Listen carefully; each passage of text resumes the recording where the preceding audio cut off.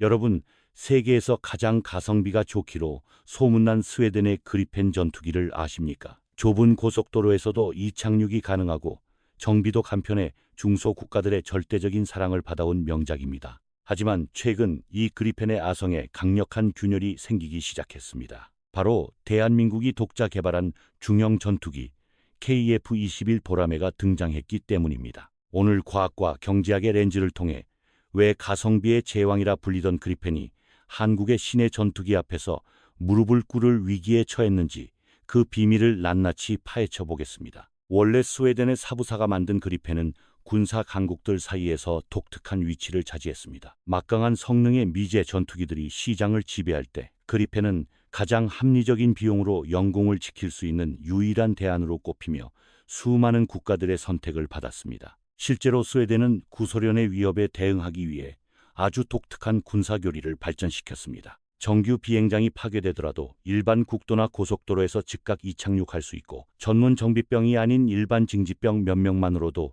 단 10분 만에 재무장을 마칠 수 있도록 설계한 것이죠. 이 놀라운 기동성과 운용 편의성은 전 세계 중소국가들에게 엄청난 매력으로 다가왔습니다. 비싼 활주로 건설 비용과 복잡한 정비 인프라가 필요 없으니 국방 예산이 한정된 나라들에게는 그야말로 가뭄의 단비와 같은 존재였으며 이것이 그리펜 신화의 시작이었습니다. 하지만 시대가 변했습니다. 현대 공중전은 단순히 잘 날아다니는 것을 넘어 고도의 전자전과 레이더 성능, 그리고 스텔스 성능을 요구하기 시작했습니다. 스웨덴은 이에 대응하기 위해 그리펜의 대대적인 업그레이드 버전인 그리펜 2 개발에 착수하게 됩니다. 문제는 바로 여기서 발생했습니다. 성능을 끌어올리기 위해 최첨단 AESA 레이더와 고성능 항전 장비를 빽빽하게 집어넣다 보니 개발비와 부품 가격이 기하급수적으로 폭등하기 시작한 것입니다. 가성비라는 그리펜의 가장 강력한 무기가 스스로 무너지기 시작한 순간입니다.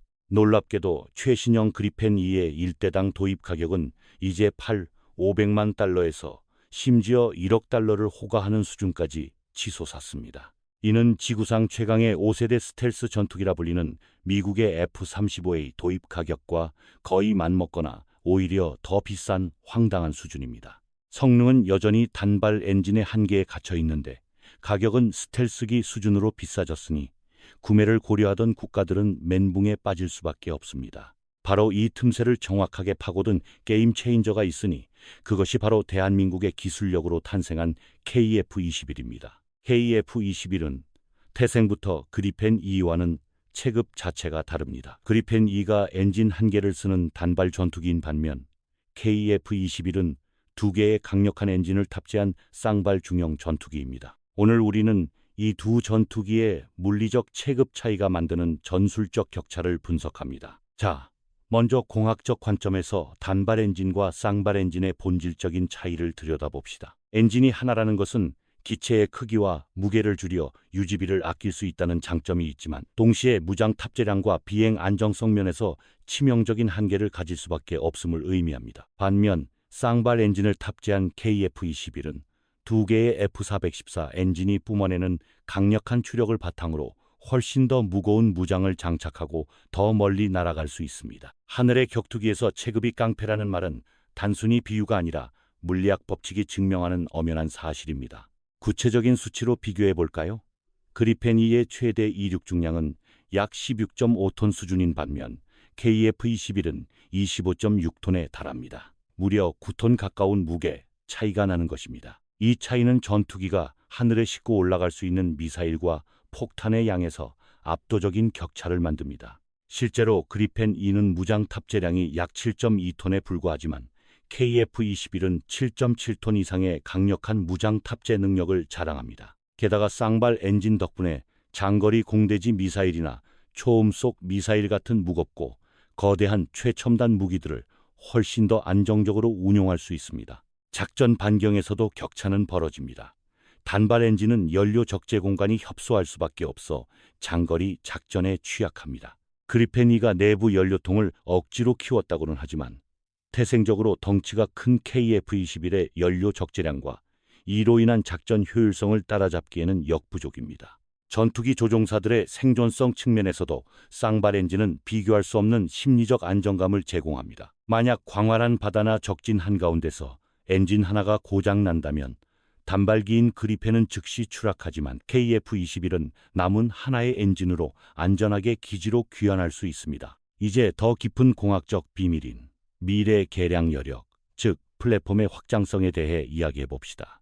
군사 전문가들이 전투기를 평가할 때 가장 중요하게 보는 요소 중 하나는 바로 이 기체가 앞으로 20년, 30년 뒤에도 최신 기술을 수용할 수 있는가입니다. 그리펜 E는 기존의 작은 기체의 최신 레이더와 항전 장비, 늘어난 연료 탱크까지 억지로 쑤셔 넣다 보니 내부 공간이 완전히 포화 상태에 도달했습니다. 추가적인 센서를 달거나 시스템을 확장하고 싶어도 물리적인 공간과 전력 공급 능력이 더 이상 남아있지 않습니다. 145. 반면 KF-21은 처음부터 미래의 5세대 스텔스 전투기로의 진화를 염두에 두고 설계되었습니다. 현재는 무장을 날개 밑에 다는 4.5세대 전투기이지만 기체 하부에는 향후 내부 무장창으로 개조할 수 있는 거대한 여유 공간이 미리 확보되어 있는 상태입니다. 이것이 왜 중요할까요? 스텔스 성능을 확보하려면 무기를 기체 내부에 숨겨야 하는데 그리펜 E는 기체 크기가 너무 작아 죽었다.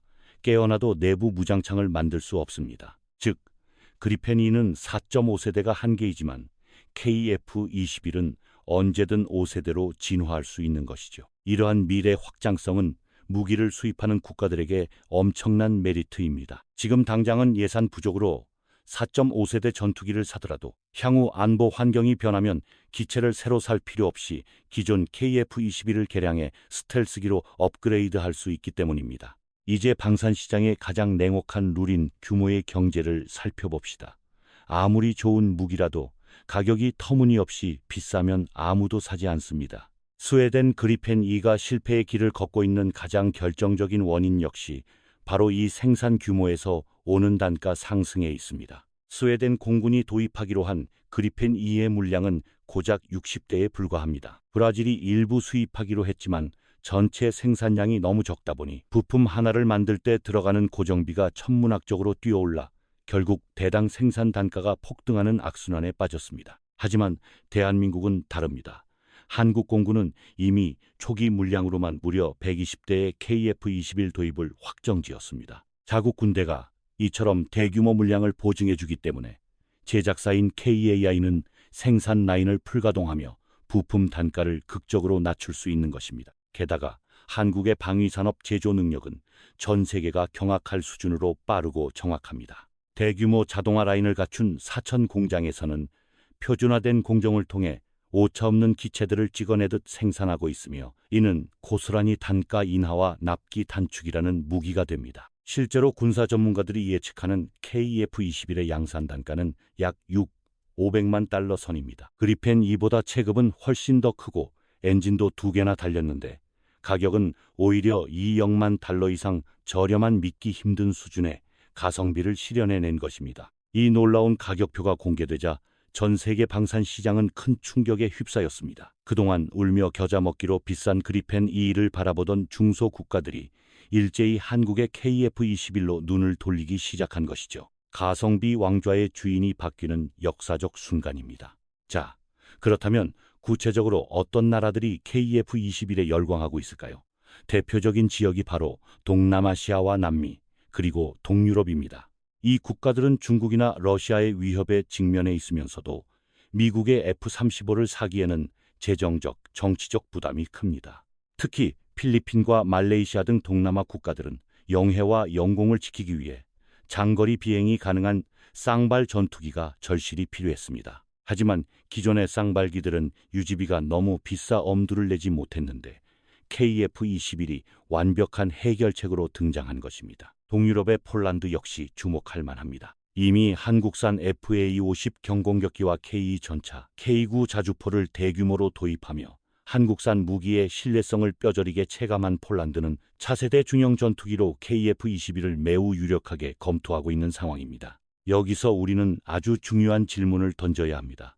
어떻게 한국은 이 짧은 시간 안에 세계 최고 수준의 전투기를 이토록 저렴하게 만들어낼 수 있었을까요? 그 비결은 바로 점진적 기술 축적과 철저한 리스크 관리라는 한국형 개발 전략에 있습니다. 한국은 처음부터 무리하게 스텔스기를 만들겠다고 덤비지 않았습니다. T-50 훈련기부터 시작해 FA-50 경공격기를 성공적으로 개발하고 양산하며 초음속 비행체 설계와 생산 노하우를 차근차근 그리고 아주 단단하게 다져왔던 것입니다. 이 과정에서 쌓인 풍부한 경험과 숙련된 엔지니어들은 KF-21 개발 과정에서 발생할 수 있는 수많은 시행착오와 리스크를 최소화하는 데 결정적인 기여를 했습니다. 설계 오류로 인한 일정 지연이나 예산 낭비가 거의 없었기에 단가를 지킬 수 있었습니다. 반면 스웨덴은 과거의 성공에 안주한 면이 있습니다. 그리펜의 초기 성공 공식에 매몰되어 기체의 체급을 키우지 않고 기존 플랫폼 안에서 모든 것을 해결하려다 보니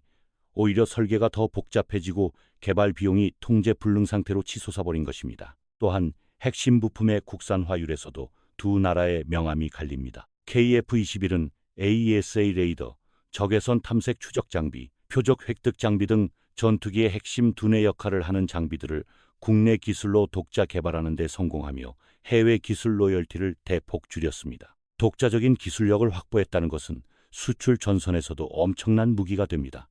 핵심 부품을 해외에 의존하면 무기를 수출할 때마다 해당 국가의 승인을 받아야 하지만 국산 화율이 높은 KF-21은 독자적인 수출 드라이브를 걸기가 훨씬 수월하기 때문입니다. 실제로 그리펜이는 미국산 엔진과 영국산 레이더 등 수많은 해외 부품을 사용하기 때문에 수출을 하려면 이 국가들의 복잡한 승인 절차를 거쳐야 합니다. 이는 정치적 역학관계에 따라 수출길이 언제든 막힐 수 있다는 치명적인 약점을 의미합니다. 반면 한국은 강력한 정부 차원의 방산 수출 지원 정책과 KAI의 유연한 비즈니스 모델을 결합하여 구매국 맞춤형 금융 지원이나 기술 이전 패키지를 제공합니다. 이는 단순한 무기 판매를 넘어 국가 간의 전략적 동맹으로 이어지게 만듭니다. 자, 이제 두 전투기의 조종석 내부로 들어가 항전 장비의 과학적 격차를 비교해 봅시다. 현대 공중전은 먼저 보고 먼저 쏘는 것이 생사를 가릅니다. 이를 결정하는 핵심이 바로 능동 위상 배열 레이더, 즉 AESA 레이더의 성능입니다. KF-21에 탑재된 국산 AESA 레이더는 수천 개의 미세한 송수신 모듈을 독립적으로 제어하여 적의 레이더 기만 신호를 무력화하고 수백 킬로미터 밖의 다수 표적을 동시에 정밀 추적할 수 있는 세계 최고 수준의 탐지 능력을 자랑합니다. 그리펜 2 역시 이탈리아 레오나르도사의 레이븐 ESO, AESA의 레이더를 탑재하고 있습니다. 이 레이더 역시 훌륭한 성능을 가졌지만 기체의 크기 제한으로 인해 레이더 안테나의 크기와 송수신 모듈의 개수에서 KF-21에 밀릴 수밖에 없습니다. 레이더는 물리적으로 안테나 면적이 넓고 전력 공급이 원활할수록 더 멀리, 더 정확하게 탐지할 수 있습니다. 쌍발 엔진의 KF-21은 발전 용량이 그리펜 2보다 훨씬 크기 때문에 레이더에 더 많은 전력을 공급하여 압도적인 탐지 거리를 확보합니다. 여기에 더해 KF-21은 IRST라 불리는 적외선 탐색 추적 장비를 탑재하여 자체 전파를 발산하지 않고도 적 전투기가 방출하는 미세한 여론을 감지해 추적할 수 있습니다. 이는 레이더를 끈 상태에서도 은밀하게 적을 사냥할 수 있는 능력입니다. 그리펜 2도 유사한 장비를 갖추고 있지만 기체의 전력 및 냉각 계통의 한계로 인해 장시간 고출력으로 센서들을 동시에 가동할 때 발생하는 열을 제어하는 데 더 큰 물리적 어려움을 겪습니다. 이 역시 체급 차이에서 오는 과학적 한계입니다. 게다가 KF-21은 통합 생존 시스템 EW 스위트 1을 갖추고 있어 적의 미사일 위협을 자동으로 감지하고 최적의 방어 전술을 수립합니다. 이 모든 데이터는 조종사의 대형 전면 디스플레이에 직관적으로 표시되어 전장 상황을 완벽히 지배하게 돕습니다. 이제 전술적 운용성, 즉 실제 전장에서 두 전투기가 어떻게 싸우는지 가상의 시나리오를 통해 비교해 보겠습니다. 한반도와 같은 복잡한 산악 지형과 촘촘한 방공망이 쳐진 전장에서 전투기의 생존성과 임무 성공률은 어떻게 달라질까요? 그리펜 2는 가볍고 민첩하여 근접 공중전에서 강점을 보일 수 있습니다. 하지만 현대 공중전은 눈에 보이지 않는 먼 거리에서 미사일을 쏘고 이탈하는 가시거리 박교전 BVR이 지배합니다. 이 영역에서는 탐지거리와 미사일 성능이 절대적입니다. KF-21은 세계 최강의 공대공 미사일로 꼽히는 유럽제 미티어리 미사일을 탑재합니다. 미티어 미사일은 덕티드 로켓 엔진을 사용해 종말 단계까지 최고 속도를 유지하며 회피가 불가능한 구역을 기존 미사일보다 3배 이상 넓혔습니다. 물론 그리펜 2도 미티어 미사일을 운용할 수 있습니다. 하지만 앞서 언급했듯이 탐지거리가 더 짧은 그리펜 2는 적을 먼저 발견하기 어렵기 때문에 미티어 미사일의 압도적인 사거리를 100% 활용하는데 물리적인 제약이 따를 수밖에 없습니다. 반면 KF-21은 강력한 국산 AESA 레이더로 적을 훨씬 먼저 포착하고 미티어 미사일을 발사해 적이 대응하기도 전에 하늘에서 소멸시킬 수 있습니다. 이것이 바로 쌍발 엔진의 강력한 전력 지원과 대형 안테나가 만들어내는 전술적 시너지입니다. 공대지 임무로 넘어가면 격차는 더욱 처참해집니다. 그리펜 2는 무장 탑재량의 한계로 인해 무거운 벙커버스터나 장거리 순항 미사일을 장착하면 비행 성능이 극도로 저하됩니다. 사실상 본격적인 중심 타격 임무를 수행하기에는 체급의 한계가 명확하죠. 그러나 KF-21은 한국형 타우러스로 불리는 장거리 공대지 미사일을 안정적으로 탑재하고 적의 핵심 지휘부나 지하 벙커를 수백 킬로미터 밖에서 정밀 타격할 수 있습니다. 든든한 쌍발 엔진이 버텨주기에 가능한 전술적 유연성입니다. 여기서 한 가지 더 흥미로운 사실은 UGB의 역설입니다. 과거 그리펜의 가장 큰 자랑거리는 시간당 UGB가 매우 저렴하다는 것이었습니다. 단발 엔진이니까 당연히 엔진이 2개인 전투기보다 정비 비용과 연료비가 적게 들 것이라는 논리였죠. 하지만 그리펜 2로 넘어오면서 항전 장비가 너무 복잡해지고 부품 단가가 비싸지다 보니 시간당 UGB 역시 과거 모델에 비해 대폭 상승했습니다. 게다가 전 세계적인 가동 대수가 적어 부품 수급이 원활하지 않아 유지 보수 비용이 계속 올라갑니다. 반면 KF-21은 한국 공군이 대규모로 운용하기 때문에 부품의 대량 생산이 가능하고 국내에 완벽한 정비 및 군수 지원 인프라가 구축되어 있어 유지 보수가 매우 신속하고 저렴합니다. 이는 해외 수입국들에게도 동일하게 적용되는 혜택입니다. 한국은 KF-21을 구매하는 국가에 단순히 기체만 파는 것이 아니라 한국 공군의 선진적인 정비교육 프로그램과 군수 지원 시스템을 통째로 전수합니다. 이는 무기 도입 후 가동률 저하로 고통받는 제3세계 국가들에게 엄청난 구원의 손길입니다. 자, 이제껏이 경제학적 관점에서 두 나라의 방위산업 생태계를 비교해 보겠습니다. 스웨덴의 사부사는 훌륭한 기술력을 가진 전통의 강자이지만 스웨덴이라는 국가의 내수 시장 한계와 정부의 재정적 지원 규모에서 한국과 비교가 되지 않습니다. 스웨덴 정부는 복지 예산 비중이 높아 국방비 증액에 한계가 있고 사부사 역시 민간 기업으로서 독자적으로 천문학적인 개발비를 감당하기 어렵습니다. 이는 그리펜 2의 개발 지연과 단가 상승으로 이어지는 구조적 한계를 낳았습니다. 반면 대한민국 정부는 방위 산업을 국가 전략 산업으로 지정하고 범정부 차원의 전폭적인 지원을 아끼지 않고 있습니다. KAI를 중심으로 수많은 국내 협력업체들이 하나의 거대한 생태계를 이루어 유기적으로 움직이며 시너지를 극대화합니다. 한화 에어로스페이스는 KF-21의 심장인 엔진 부품을 생산하고 LIG 넥스원은 뇌에 해당하는 레이더와 항전 장비를 개발합니다. 이처럼 일사불란하게 움직이는 K방산의 수직 계열화된 생태계가 바로 기적적인 단가와 성능을 만들어낸 원동력입니다. 이 강력한 생태계 덕분에 한국은 부품 공급망의 안정성을 완벽하게 통제할 수 있습니다. 글로벌 공급망 위기가 닥쳐도 핵심 부품의 국산화 덕분에 생산 일정에 차질이 없으며 이는 신뢰할 수 있는 무기 공급처로서의 위상을 더욱 높여줍니다. 이제 전 세계 군사 기지들과 방산 전시회에서 들려오는 생생한 목소리에 귀를 기울여 봅시다.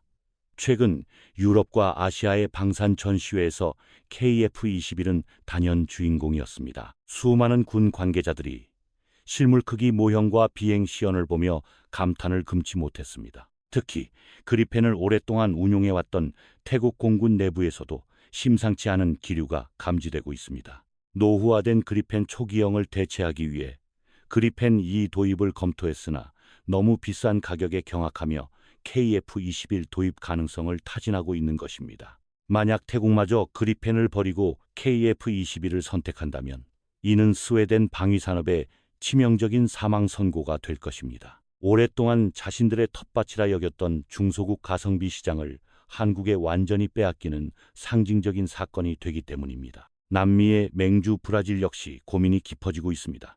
이미 그리펜이 도입 계약을 체결했지만 예상보다 지연되는 납기와 상승하는 비용에 불만이 쌓이고 있습니다. 이런 상황에서 등장한 KF-21은 브라질에게 매우 매력적인 대안으로 떠오르고 있습니다. 그렇다면 KF-21의 미래는 정말 탄탄대로이기만 할까요?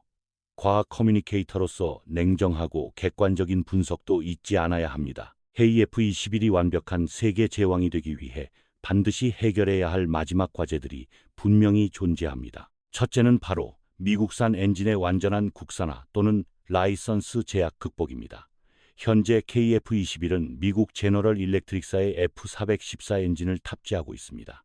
이 때문에 제3국에 수출할 때 미국의 무기수출통제법 ITAR 승인을 받아야만 합니다. 미국이 정치적 이유로 특정 국가로의 수출을 승인하지 않는다면 아무리 한국이 팔고 싶어도 팔 수 없는 상황이 발생할 수 있습니다. 이를 해결하기 위해 한국은 이미 15 0파운드급 독자 전투기 엔진 개발을 위한 기초 연구에 착수했습니다. 둘째는 공동개발국인 인도네시아의 분담금 미납 문제입니다.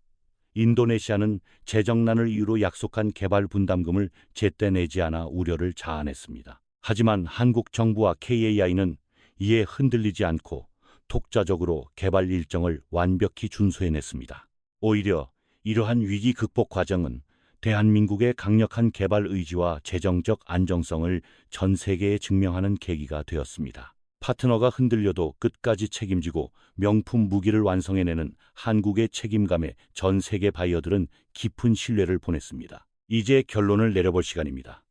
스웨덴의 그리펜 2와 한국의 KF-21 두 전투기의 대결은 단순한 무기 비교를 넘어 과거의 명성에 안주한 자와 미래를 향해 끊임없이 도전한 자의 생존 경쟁이 어떻게 결말을 맺는지 보여주는 상징적인 사건입니다. 그리펜 2는 가성비라는 본질을 잃고 가격 폭등의 늪에 빠져들며 스스로 왕좌에서 내려오고 있습니다. 반면 KF-21은 체급의 한계를 뚫고 압도적인 성능과 합리적인 가격, 그리고 무한한 미래 확장성까지 갖추며 새로운 시대의 지배자로 우뚝 섰습니다. 70년 전 타국의 원조 없이는 총 한 자루도 제대로 만들지 못했던 대한민국이 이제는 세계 최고 수준의 춘작으로 전투기를 만들어 방산 강국 스웨덴을 기술과 가격으로 압도하고 있습니다. 이것은 단순한 우연이 아닌 피땀 어린 노력의 결실입니다. 수많은 엔지니어들의 밤샘 연구와 용기 있는 결단이 없었다면 오늘날 하늘을 가르는 KF-21 보라매의 웅장한 날갯짓은 결코 볼 수 없었을 것입니다. 이제 보라매는 한반도의 영공을 넘어 전 세계 하늘을 누비며 평화를 수호할 준비를 마쳤습니다. 과학과 기술, 그리고 치밀한 시장 분석이 만들어낸 이 위대한 역전극은